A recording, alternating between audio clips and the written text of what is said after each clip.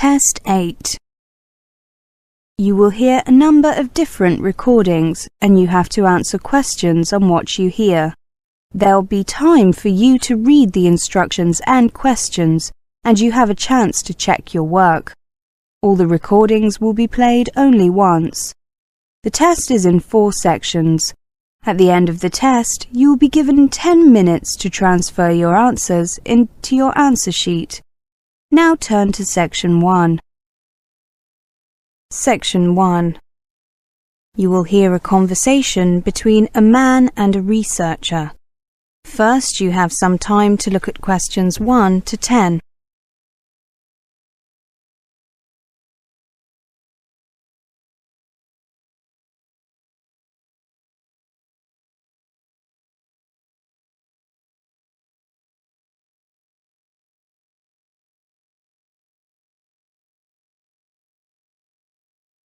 Now listen carefully and answer questions 1 to 10.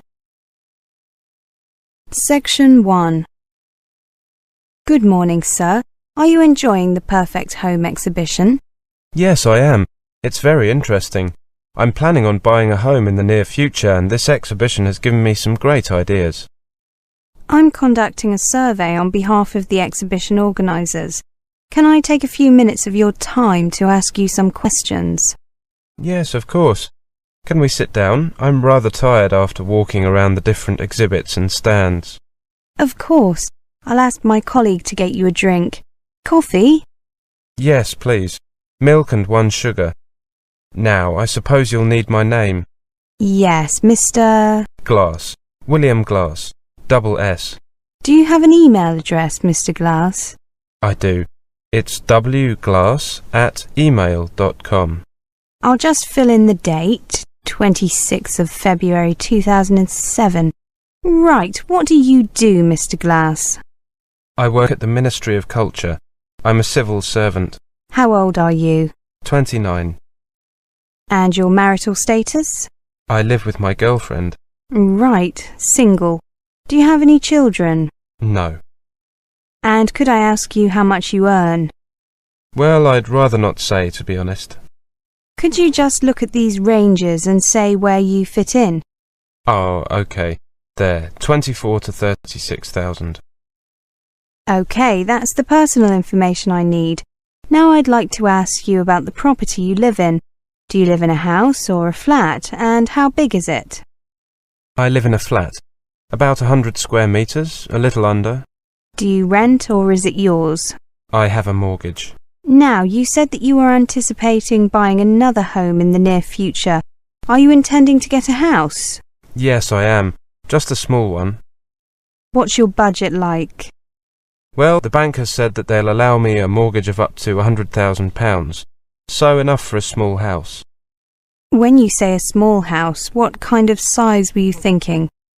Oh, perhaps a little under 200 square metres.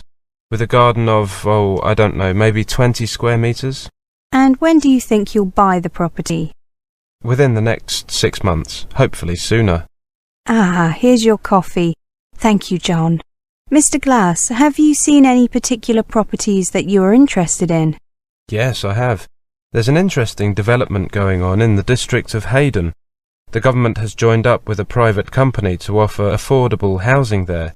It's on the outskirts of the city, but the transportation links look excellent. Regular buses to the underground station. That means that it will only take me an hour to get to work in the morning, not much more than it takes now. They're going to have some nice facilities nearby too. Yes, I'm looking forward to the cinema complex and the shopping centre, of course. I love films and shopping will be convenient. There's a golf course nearby too. Well, I'm sure many of the other residents will appreciate it. I'll join the fitness centre instead. Is your company involved in the development in any way? Oh, my company just does research. However, the private developer involved in that project is our client. These smaller houses are about 180 square metres, which suits you perfectly. Yes, property is so expensive in this city nowadays. It's good that the government is beginning to help those of us who don't make large amounts of money. Well, thank you very much. I'd like to give you these free gifts. Oh, well, thank you very much. A notebook and a pen are always useful, and the t-shirt will come in useful in the summer. Goodbye. Goodbye. That is the end of section 1. You now have half a minute to check your answers.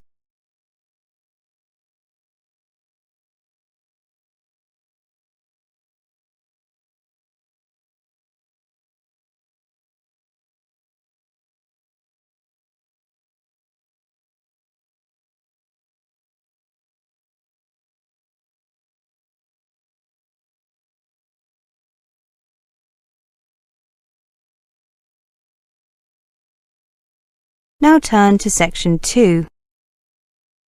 Section 2. You'll hear a lecture. First, you have some time to look at questions 11 to 20.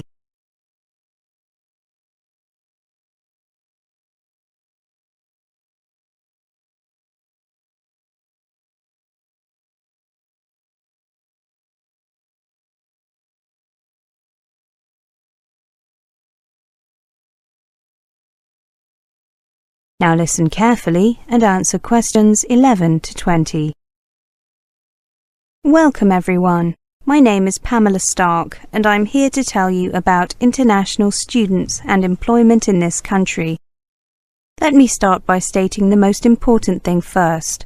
Your ability to work in this country while you're here as an international student depends on whether you are an EEA national, that is a European Economic Area national, not an EEA national with a stamp saying restriction on working in your passport, or not an EEA national with a prohibition on working stamp in your passport.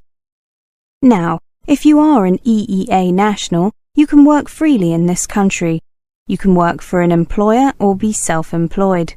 If your dependents, such as your spouse or children, come with you to this country, they can work here as well, no matter what their nationality. This is thanks to EEA rules, and these rules also mean that students from this country studying in other EEA member states can work freely too. Now, if you have come here for a course lasting more than 6 months, the immigration authorities automatically put a restriction on working in your passport. It is worded in the following way: work and any changes must be authorized. This allows you to work under certain conditions. The first of these conditions is that during term time you can work no more than 20 hours per week, but you can work longer if the work placement is an essential part of your course. For example, the work period of a sandwich course. The second condition is that you cannot run your own business, be self-employed, or work as a professional sports person or entertainer. The third condition is that you cannot take up a permanent full-time position, though you can do full-time short-term work during the holidays. If you are enrolled on a course lasting more than 6 months and you do not have this stamp, speak to an advisor at your institution immediately. Do not start work. It may be that a mistake has been made that needs to be corrected. However, if a mistake has been made, if you start work, you are breaking the law. This could have serious consequences for your future stay here. Another point that I would like to make is that even if you expect to be given a restriction on working, or already have one, you cannot include your earnings as evidence of your ability to support yourself financially. However, there are 2 exceptions to this rule. One is if you will be attending a publicly funded college or university, and the institution guarantees that it will employ you and can provide details of your pay. The other is if you will be attending a sandwich course at a publicly funded college or university, and the institution guarantees that there will be a job for you and can provide details of your pay. In those 2 cases, you can include these earnings as evidence of your ability to support yourself. If you are from a country outside the EEA and your course in this country lasts 6 months or less, the immigration authorities are likely to have put a prohibition on working in your passport. It is worded as follows: no work or recourse to public funds.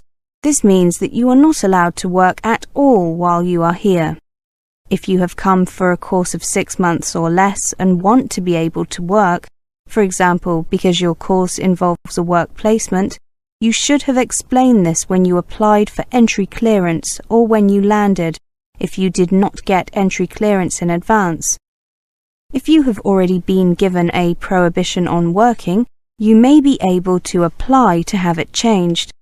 Ask the international officer or student advisor at your institution for advice. If you can provide evidence that you will be on a placement, your passport stamp will normally be changed. However, do not begin your placement before getting your stamp changed. Again, that is illegal and could affect your future studies in this country. Now, let's take a look at the situation if you are a non-EEA national and have brought your spouse or children with you. In that case, their passports will show the conditions that apply to them. They may be given either a prohibition on working, as explained above. This means they are not allowed to work, or they may have been given an entry clearance or stamp that does not mention employment at all. In this case, they are free to work in here without any limitations other than the right to start their own business. They will have been given this stamp if they have shown evidence that you, the student, have been given permission to be here for at least 12 months. Finally, let's take a look at working after your course ends. If you are a non-EEA citizen, until now the majority of non-EEA students have found it difficult to obtain permission to stay on in this country after their studies for work, apart from if they were training for a professional or specialist qualification before returning home. However, the government is currently reviewing its policies, and some changes may be introduced that make it easier for students to stay on for work. You can find information about the current position if you click on Work Permits on the website listed on the leaflet I have given you. I should say that special provisions have always applied to doctors, dentists and nurses, and these will continue. That is the end of section 2. You now have half a minute to check your answers.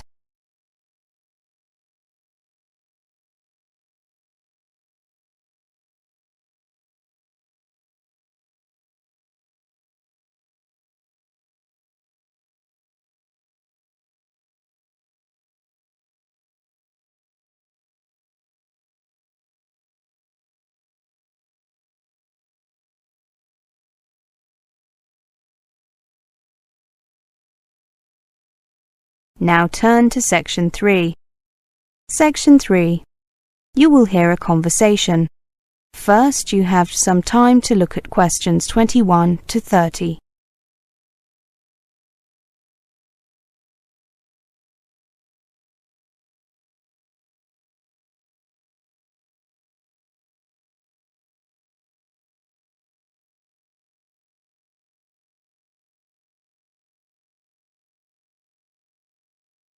Now listen carefully and answer questions 21 to 30. So, Jatinder and Ali, how did you deal with culture shock when you first came here to study? Well, Katerina, when I first arrived in the UK, I was just so excited to be living in a foreign country away from my parents that I just didn't really notice anything at first. How about you, Ali? Yeah, same here. That's quite typical, isn't it? Everything seems new and fascinating, but after this initial enthusiasm wears off, all the new experiences may begin to overwhelm you. Things that you found exciting at first may now seem strange and a little frightening. Even minor differences, such as being unable to buy your usual brands of various products, can add to the sense of strangeness. Yes, that's right. Then you may start to experience sudden mood changes and strong reactions, feeling lost, disoriented, and even irritated and resentful. Most of all, you may wish you were back among the familiar people and places at home. All international students can experience culture shock in some form, even those coming from countries with very similar lifestyles to those in the UK. It is important to understand that this reaction is entirely normal and that it will pass.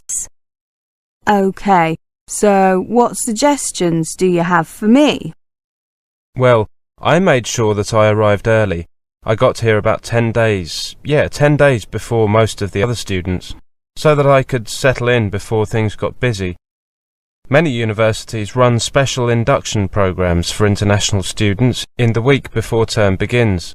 A typical induction program provides a tour of the college or university, an overview of its facilities and how to use them, help with registering for your academic program, and social events where you can meet other students and staff. This can help you to start to get used to your new environment. Yeah, I heard about those, but too late, unfortunately. Jatinder, did you go on an induction course like Ali? No, I wish I had, but my parents wouldn't let me go a day sooner than absolutely necessary. It was very annoying. Every university has counsellors who can give you practical advice on adjusting your new environment. These people have special training in offering advice and support, and they understand the challenges you face. They can listen to you sympathetically, offer practical suggestions, and refer you to other professionals if necessary. Your personal tutor and the staff in the international office of your college or university can also be helpful. Have you heard about the buddy or mentoring system? Students who have been at the university or college for a longer period give advice to new arrivals and are available for help and guidance throughout the year. There is information on schemes such as these at the Students' Union, or the International Student Association will help you become involved. I used the system when I arrived and found it really opened some doors socially. You know, I got to meet lots of people, like Ali, right? Right, Katerina. I think it's also important to keep in touch with home. Use the telephone, email and conventional mail to keep in contact with your friends and family at home. In larger towns or cities with large international communities like this one, you may be able to find people from your country. Spend some time with them. Many international students find that it helps to make contact with people from a similar background because they understand what you're going through. Spending time with people from your country can also be a relaxing break from the strangeness of the UK. You can speak your own language, eat your own foods and talk about what is going on back home. Yes, and don't forget that the university has a variety of cultural societies, as well as an active International Students Association. Ask at the Student Union. They may also have information about national or cultural groups outside the institution. Another thing you should try to do is to keep healthy and active. Make an effort to exercise regularly. You will feel better, and it can also be a good way to meet people.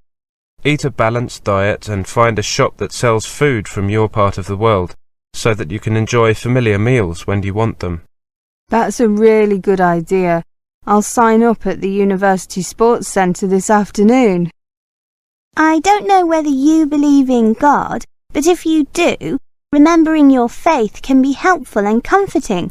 If you follow a religion and worship regularly at home, you can keep this up while you're in the UK. It can provide a sense of stability and be a link to your life at home. Every major religion in the world is represented here, and most large cities have Muslim, Hindu, Sikh and Buddhist centres, as well as synagogues and churches of all denominations. The Student Union keeps a list of places of worship.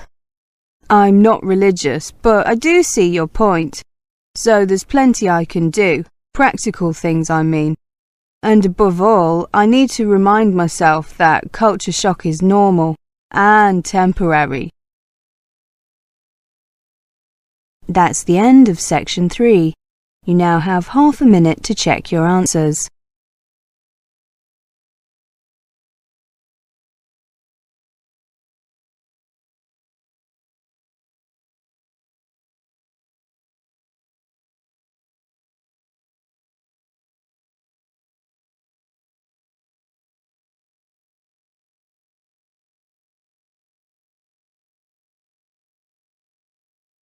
Now turn to Section 4. Section 4. You will hear a presentation on an online course. First, you have some time to look at questions 31 to 40.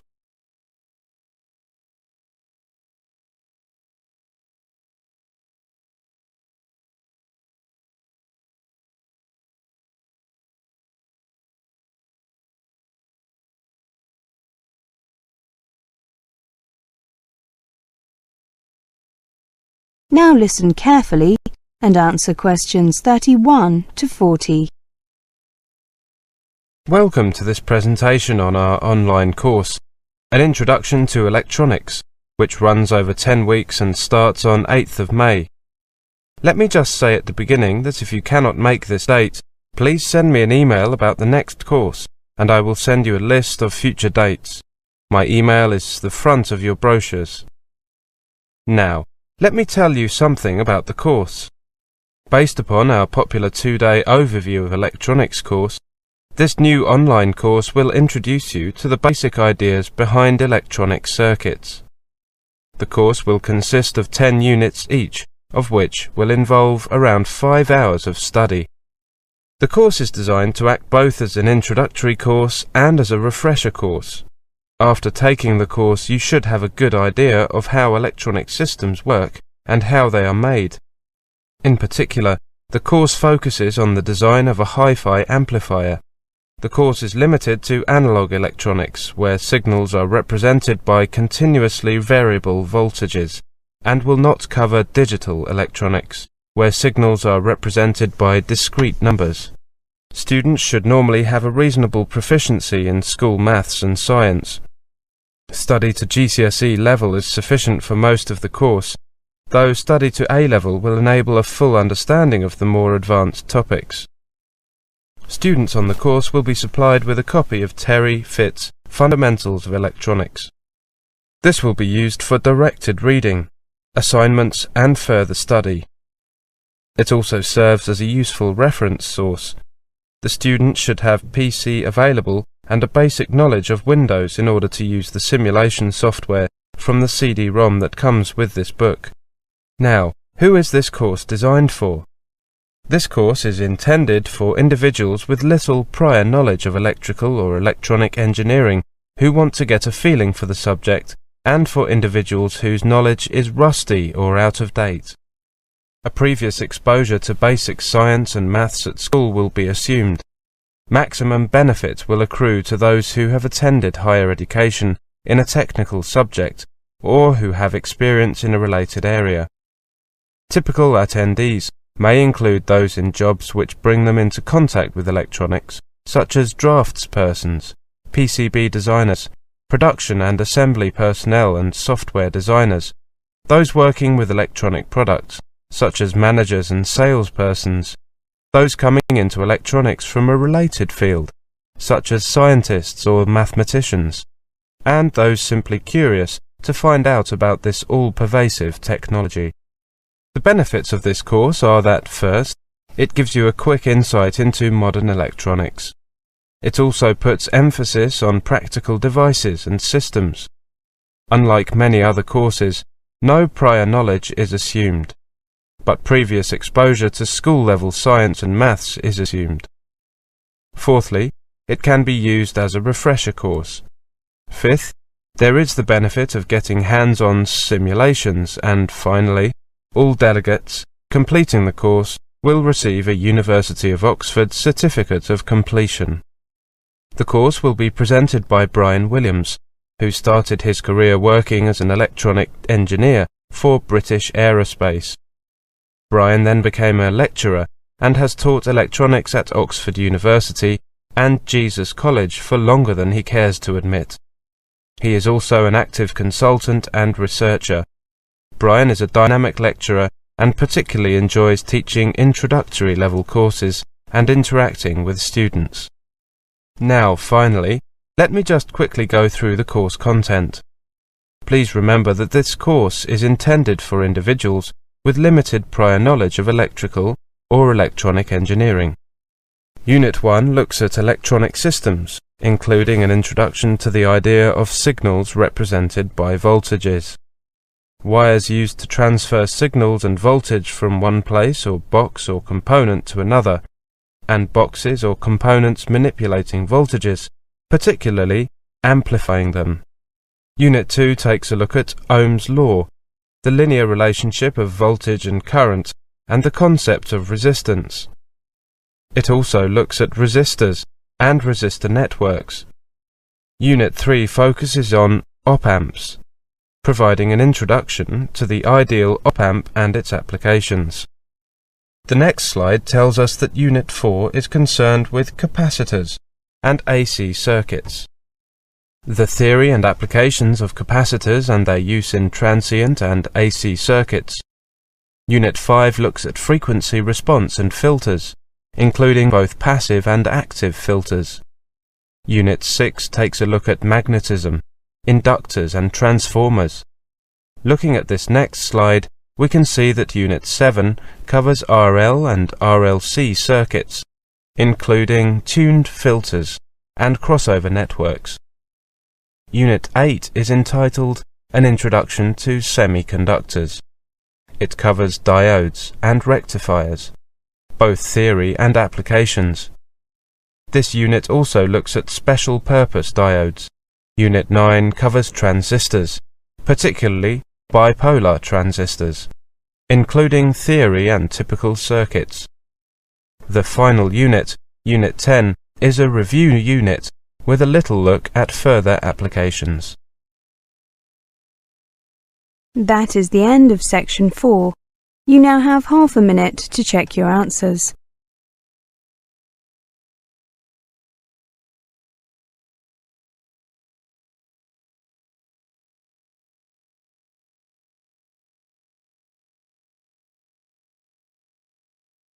That is the end of the listening test, the IELTS test.